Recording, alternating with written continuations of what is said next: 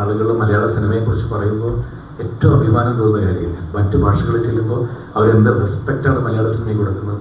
ഒരു ഒടുവിൽ ഉണ്ണികൃഷ്ണൻ, ഒരു മാമുക്കോയ, ഒരു ജഗദീശ്വരും അതൊക്കെ ഞങ്ങൾക്ക് ഉണ്ടായിരുന്നെങ്കിലും അദ്ദേഹം എത്ര വർഷം മുമ്പ് ചോദിച്ചിട്ടുണ്ട്. ഒരു മരുഭൂമിയിൽ അങ്ങ് അറ്റത്തൊരു പാകിസ്ഥാന്റെ ബോർഡറാണ് അവിടെ കിടക്കാൻ അങ്ങനെ വലിയ സൗകര്യങ്ങളൊന്നും ഇല്ല. അതിലൊരു എക്സൈറ്റിംഗ് ഫാക്ടർ ഉണ്ടാവുമല്ലോ.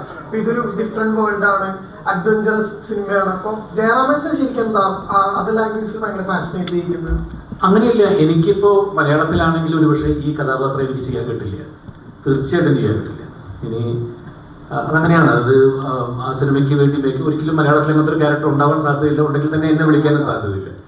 അപ്പോൾ അത് ചെയ്യാൻ പറ്റുക എന്ന് പറഞ്ഞൊരു എന്നെ സംബന്ധിച്ചിടത്തോളം ഒരു ഭയങ്കര ത്രില്ലിംഗ് ആയിട്ടുള്ളത് തന്നെയായിരുന്നു ആ ക്യാരക്ടർ. അത് ചെയ്തു, അത് നന്നായി എന്ന് ഡയറക്ടർ പറഞ്ഞു, നന്നായി എന്ന് കൂടെയുള്ള കോ ആർട്ടിസ്റ്റൊക്കെ പറഞ്ഞു വളരെ നന്നായിരിക്കുന്നു എന്ന്.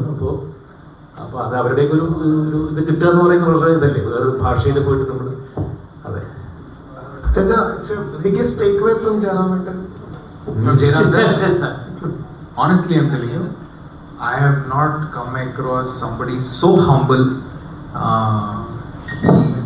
For being such a big actor, he just travels alone.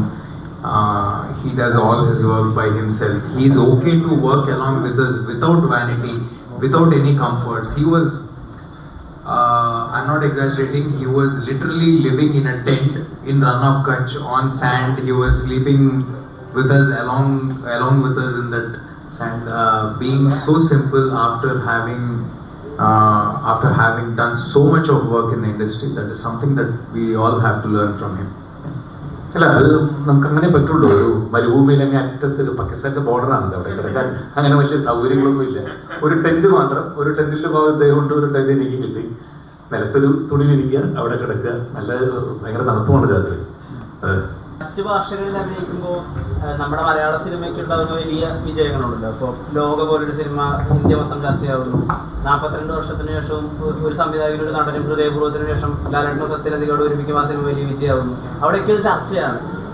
അവിടെയൊക്കെ ഒരു സ്റ്റാറിനെ പോലെ അഭിനയിച്ചുകൊണ്ടിരിക്കുമ്പോൾ മലയാളത്തിലെ കാര്യങ്ങൾ വലിയൊരു പ്രതീക്ഷയോടെ, വലിയ എന്താ പറയുക, വലിയൊരു അത്ഭുതത്തോടുകൂടി പറയുമ്പോൾ അത് കേട്ടിരിക്കാനുള്ള ഒരു അഭിമാനം എത്ര മാത്രമാണ്. വളരെയധികം. ഏറ്റവും നമ്മൾ എവിടെ ചെല്ലുമ്പോഴും ഏറ്റവും കൂടുതൽ ആളുകൾ മലയാള സിനിമയെക്കുറിച്ച് പറയുമ്പോൾ ഏറ്റവും അഭിമാനം തോന്നുന്ന കാര്യമില്ല. മറ്റു ഭാഷകളിൽ ചെല്ലുമ്പോൾ അവരെന്ത് റെസ്പെക്റ്റാണ് മലയാള സിനിമയിൽ കൊടുക്കുന്നത്.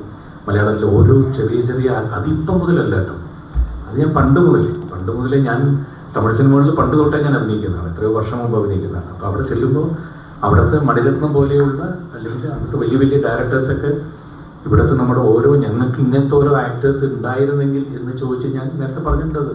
അദ്ദേഹം ഇപ്പോൾ ഒരു ഒടുവിൽ ഉണ്ണികൃഷ്ണൻ, ഒരു മാമുക്കോയ, ഒരു ജഗദീശ്വരും അതൊക്കെ ഞങ്ങൾക്ക് ഉണ്ടായിരുന്നെങ്കിലും അദ്ദേഹം എത്ര വർഷം മുമ്പ് ചോദിച്ചിട്ടുണ്ട്. അപ്പോൾ അത് നമുക്ക് വളരെ അഭിമാനം തോന്നുന്ന കാര്യമില്ല ഓരോ സ്ഥലത്തില്ലുമ്പോഴും. ഇതുവരെ ജയറാമേട്ടൻ ഒരിക്കലും പ്രതീക്ഷിക്കാത്ത കാര്യങ്ങളാണ് തമിഴിലും തെലുങ്കിലും ഒക്കെ പോകുമ്പോൾ സംഭവിക്കുന്നത്. അപ്പം റെട്രോയിലെ ആ ഡോക്ടർ വേഷമൊക്കെ ഒരിക്കലും ജയറാമേട്ടൻ മലയാളത്തിൽ ചിലപ്പോൾ അങ്ങനെ ആളെ വിഭാവനം ചെയ്യാൻ സാധ്യതയില്ല. ഇതിലിപ്പോൾ നോക്കുമ്പോൾ ഒരു മുനിവര്യനായിട്ടൊക്കെയാണ് തോന്നുന്നത്. അതാണ് ശരിക്കും എക്സൈറ്റ് ചെയ്തിരിക്കുന്നത്. അങ്ങനെയില്ല, അത് സിനിമ കാണുമ്പോൾ പറഞ്ഞാൽ ഇത് കളയുന്നില്ല. അത് ഏറ്റവും ക്രൂഷ്യലായിട്ട് ഹീറോനെ ഹെൽപ്പ് ചെയ്യുന്ന ഒരു ക്യാരക്ടറാണ് ഏറ്റവും ക്രൂഷ്യലായിട്ട് സമയത്ത് മുഴുവൻ.